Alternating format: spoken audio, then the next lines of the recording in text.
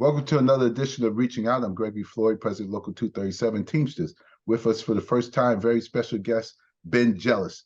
Ben Jealous is the Executive Director of the Sierra Club, which is America's largest and most influential grassroots environmental organization with millions of members and supporters.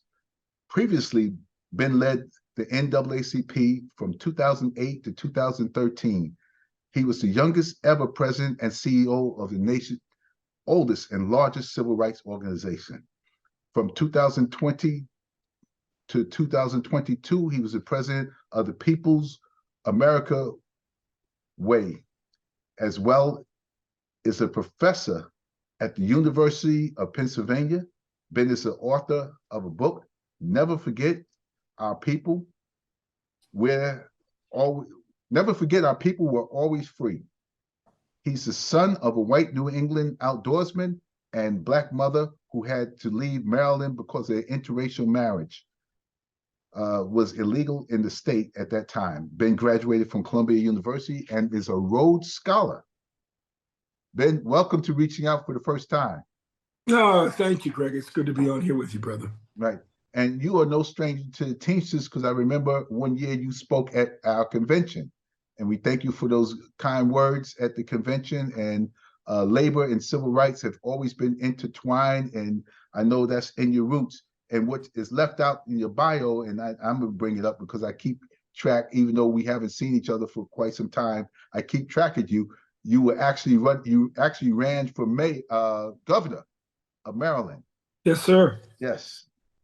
And that was some good times. And yeah, it was. We won the Democratic nomination. Yeah. We were up against the second most popular Republican incumbent governor in the country. We lost in the general, but it was a good fight. It was a good fight, yes. Can you tell us about the Sierra Club? What does it do? Sure. The Sierra Club been around since 1892.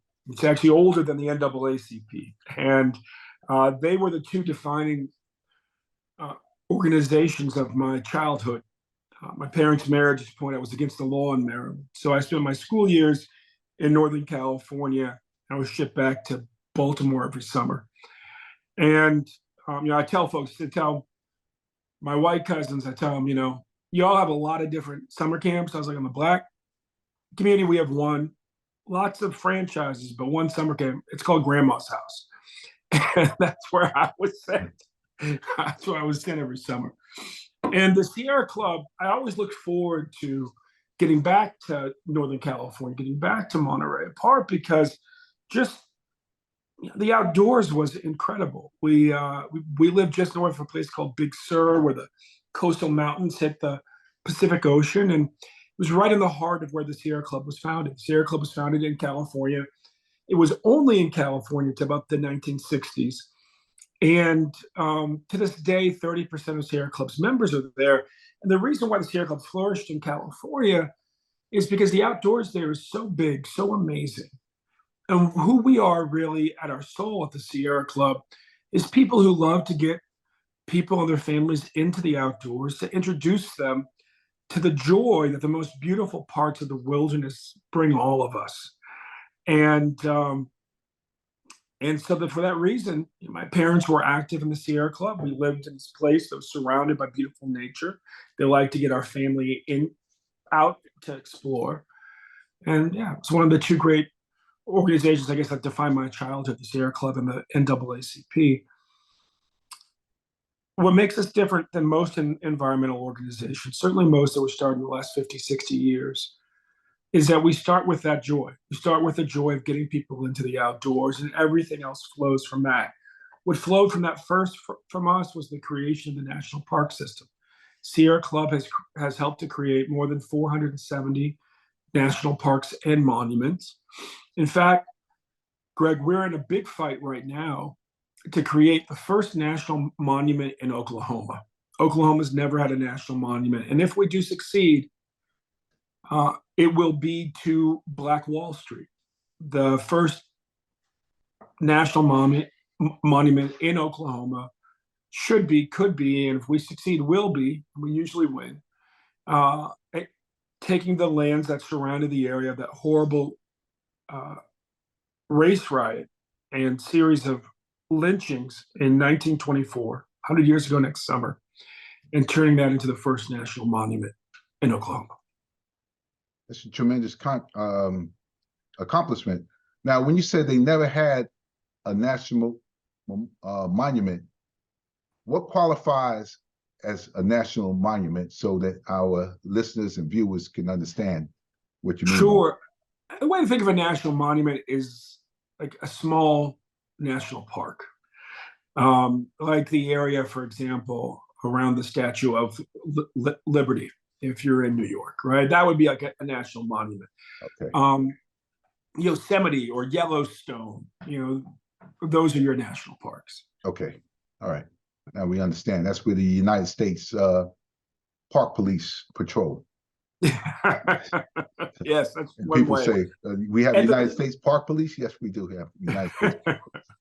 Yeah, and that's a good way to put it. And the national park system started when the founder of the Sierra Club, a man named John Muir, took then President Teddy Roosevelt camping in an old valley where John Muir used to work at a sawmill, and it broke his heart to be cutting down these old growth trees that he knew in our lifetimes would never grow back. Trees that were 200 years old, 1,000 years old.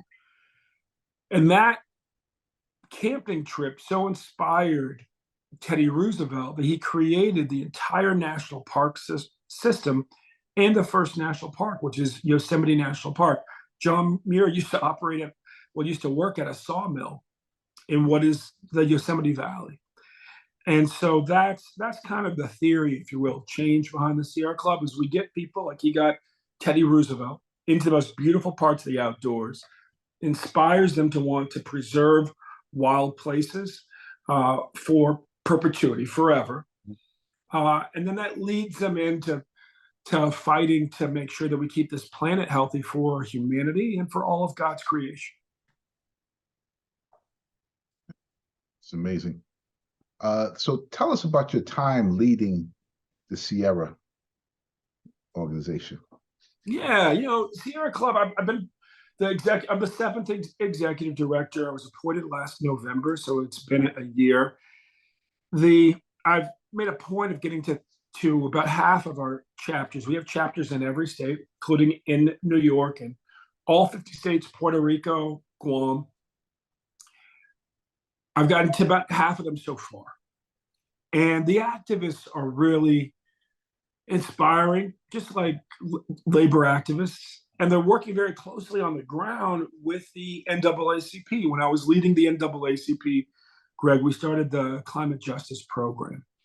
We knew that there was a role for the NAACP to play in being a more active ally to environmental justice organizations. And we also knew there was a role for the NAACP to play in this fight to stabilize our climate. So the storms stop getting worse and worse and worse. And, we don't have to worry about finding ourselves on, on a impromptu cruise ship in the New York subway system, when the floodwaters go pouring down. Yeah. Right? That was nuts. But moments like that are increasingly common because Earth is out of balance, because humanity has been sending too much pollution into the atmosphere. And so some of the great moments this year have been moments like, sharing with one of your Teamsters execs out in Queens, when the mayor announced that we're moving the entire fleet to zero emission vehicles. And it's a big deal for Teamster drivers. It's a big deal for city residents. It's one thing if there's just one truck on the road and everybody else is sucking the exhaust. But when there's a lot of trucks on the road, the drivers are sucking it too. And it's, and it shortens their lifetime, all that pollution. Like any port you go to, it's full of smog from diesel. On one hand, it's beautiful to see people working hard. On the other hand, nobody wants to be breathing that stuff if they can avoid it. And then we got a lot of kids who grow up with asthma because they live on the bus route, or they live next to the bus depot, for instance, or they live next to a warehouse. And And so I think it's important, this whole debate over electric vehicles, that we start where the people start, which is it means cleaner air to breathe. It means less Yeah. pollution, less asthma. I was going to mention that. I said you were here recently with a big announcement that you unveiled the city's first electric charging stations at NYCHA and Ravenswood houses in Astoria, and you helped to make that happen. And you were just telling us about that. But at time we were negotiating the contract, all the developments were virtually dark, and we know where there's darkness, there's crime. So the answer, NYCHA, we pushed NYCHA to put lights so that the projects, the developments were lit up. But their answer was they wanted an immediate fix.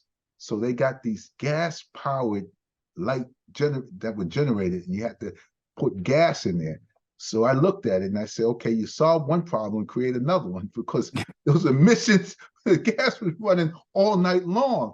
And I said, wow, that was really thoughtful. You didn't put the electric lights up and the LED lights. You put up these gas-powered lights, like we were on a highway building highways, and they ran these things all night long. And each development must have had about 15 or 20 of these things, and they made noise and everything else. And how anybody didn't see that this was pollution, I said, wow, they got away with this for the time being. So, I mean, sometimes we try to solve one problem and we create another one.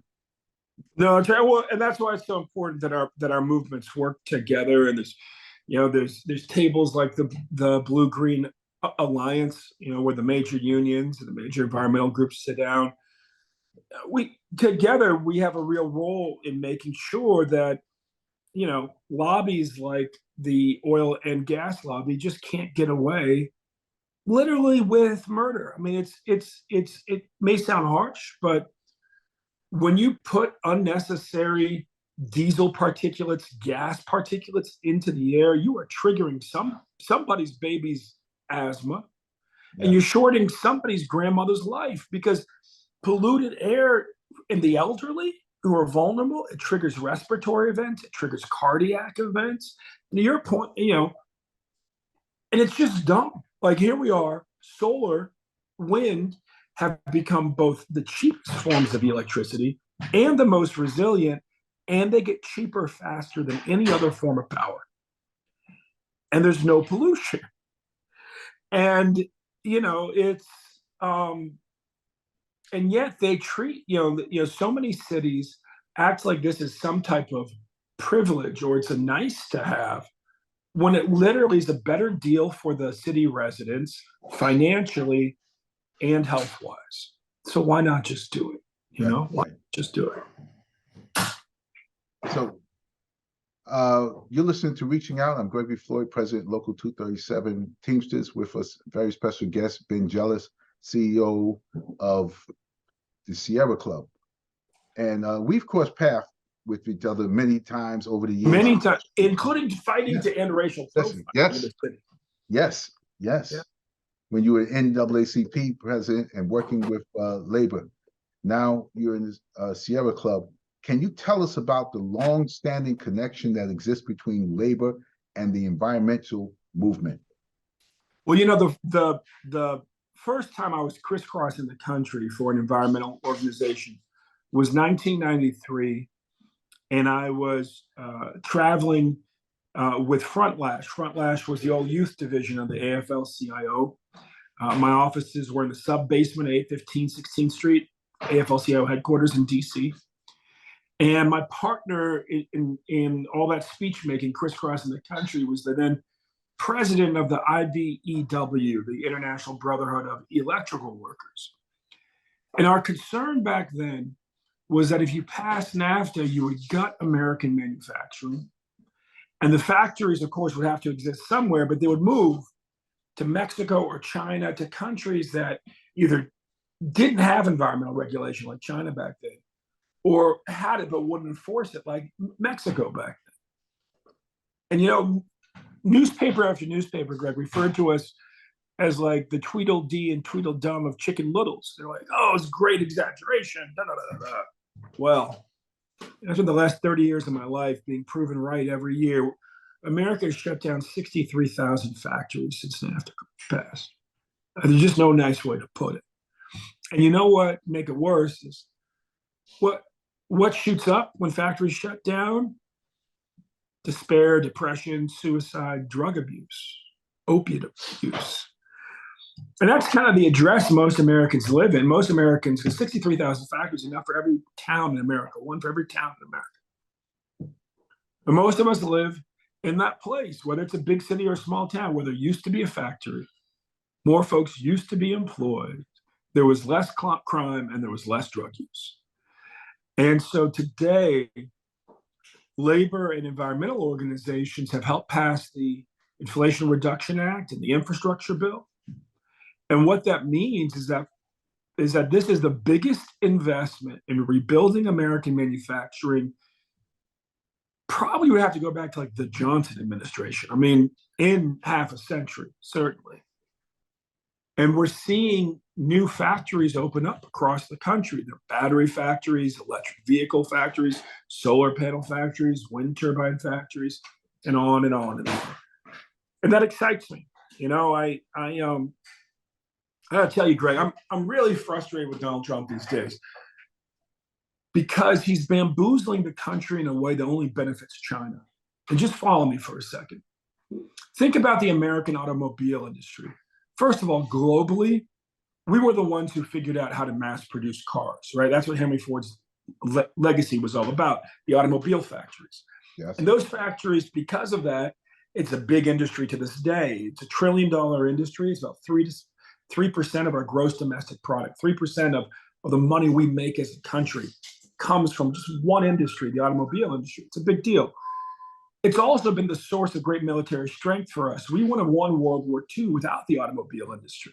You know, that's why we could roll out tanks so fast. We could convert to making bombers, all of that, because we had Detroit, the arsenal of democracy, they called it. And of course, Detroit had outposts in Baltimore, Oakland, you know, New York, big port towns, shipping cars out worldwide. And now along comes Donald Trump. When the future of vehicles is clearly electric, period. It's not, you know, a matter of if we can convert to electric vehicles. It's only a matter of when. Electric vehicle sales this year are up 60% over last year. And he says, "Oh, slow down! Oh my gosh! Oh, everybody!" Creates confusion, gets people worried about their electric vehicles. Well, what is that going to mean? It means that we'll move slower. And if America moves slower on seizing the future of the automobile industry, America falls behind. And if America falls behind, who benefits? China and any other country that would like to take over our position as the global leader in cars. No, this country, Greg, I mean, yeah, and that sort of the great engine of industry in America, the Teamsters are a big part of, right? And what has made America great is that we understand the science a little faster than other countries, and then we implement it and we create great products, whether it's cars, whether it's computers, whether it's cell phones. But a disconnect happened when we passed NAFTA. We kept designing great products, but we stopped manufacturing great products. We let somebody else manufacture them. Well, that's where your community and my parents' communities, and it's the same story, honestly, in West Baltimore as it is in Southern Maine. These are both regions of the country, as it is in Brooklyn or any of the boroughs, you know, of New York City, especially the outer boroughs. These are places where the local economy was sustained on making stuff. It could have been Maine's woolen mills, you know, or Baltimore steel factories. And New York City was big enough to have both. But NAFTA, we kind of pulled out the plug in the bathtub drain and drained all the water out of the, if you will, the bathtub of American manufacturing. And so that's why I'm so excited right now, is that this is not us going around the country saying, "Oh my gosh, American manufacturing is going to fall apart." And it's not the years in between of watching it fall apart. No, because of what the Biden administration's done, because of what labor, environmental, civil rights pushed them to do. No, we're in a place where we get to say we're opening up factories again. And that's a really big deal. Yes. And, you know, I was watching a sitcom from the year 2000 and 2001. And in there, this guy had an electric car. Of course, it looked like somebody's go-kart, but it was an electric car. And I said, wow, you didn't notice that in the sitcom. And just watching the reruns, I said, electric cars have been around for decades. They just haven't been manufactured. They just haven't been made to look luxurious. But the cars have been there. The technology has been there. That's right. And also the technology hasn't been where it is now. Yeah. If you look at your cell phone, remember every now and then, this is a supercomputer. If you go back 70 years ago, you would have seen my now, Les, she would be mad at me. Go back 60 years ago, my mom was operating a supercomputer in like a 2,000 square foot room. That's how big. Yeah, they were big machines, massive machines. Yeah. And there was a scientist named Moore. And what Moore noticed was that every year, the amount of power you could keep on a chip got twice as powerful, and it cost half as much. It's every year or two. And so he was able to predict that eventually what fit in that room would fit in your pocket. Because if you keep cutting something in half and half and half and half and half, it gets radically smaller pretty faster. And if you keep doubling the memory every year, well, you double something 10 years in a row, it's 1,000 times larger than it was the first time. Well, there's a Moore's law right now with batteries. Our batteries are getting more and more powerful. They're costing less and less. That's why we can say the future of cars is headed in one direction. And that's why it's a big deal that New York City has seized the future by saying that their entire fleet, all 30,000 vehicles, heavy duty, medium duty, light duty, will be electric. And it's why we can't let Donald Trump or anybody else try to bamboozle our country into not seizing the future. We must seize the future. Climate issues don't just affect the environment. Can you talk to us, or can you walk us through ways that our climate also impacts working class families like Teamster members? Sure. Well, the first thing is the obvious, right? Like working class families, my family in Maine, my family in Baltimore, we tend to live in places that are more vulnerable to climate. Why? Because the bottoms have always been cheaper. The places that might flood every 100 years have always been cheaper than the house on the hill. And we tend to live in the flats. We tend to live in the bottoms. The other is that when the climate changes, we don't always have the money to keep up right away. Out in Oakland, you have working class communities that have never needed air conditioning because the ocean out there is cool, the climate patterns are pretty stable, and it just doesn't get that hot. Well, suddenly now they have more and more 100+ degree days, and you have senior citizens, retirees on fixed incomes dying in their apartments because they overheat, because they don't have air conditioning. And so, we're simply more vulnerable than the rich. We live in the lower land. And we don't have the money to say, go out and buy an entire air conditioning system when we never needed it. And now we're a senior citizen on a fixed income. And what's important is that people both work with their neighbors to have a plan for, what are we going to do when there's a flood? What are we going to do when there's a massive heat wave? Some of these things now happen every year, like the heat waves can happen in cities every year. And they get worse and worse. But it's also important that we, the people that are politicians, know that we need them to do everything they can to help decrease the amount of pollution going into the atmosphere and increase the Earth's ability to heal itself. The way the Earth heals itself is through plants, to make it similar. To make it simple, the more trees that we plant in Brooklyn, one of my favorite books as a kid, A Tree Grows in Brooklyn, but we need a forest in Brooklyn. And there are now record amounts of money through the Inflation Reduction Act available for tree planting in urban areas. And that's part of the equation. I mean, the big, massive wild forests in Alaska, preserving those will have more impact. But let's be clear, every single tree we can put up in a city helps to decrease the temperature when there's a heat wave, helps to increase the ability of the Earth to heal itself by capturing that carbon. And it just makes the neighborhood better in the meantime. That's amazing. We have about 1 minute left. In 1 minute, what would you like to say? Know this. In this country, it's always a battle between organized people and organized money. It doesn't really matter which organization you belong, but you better belong to one.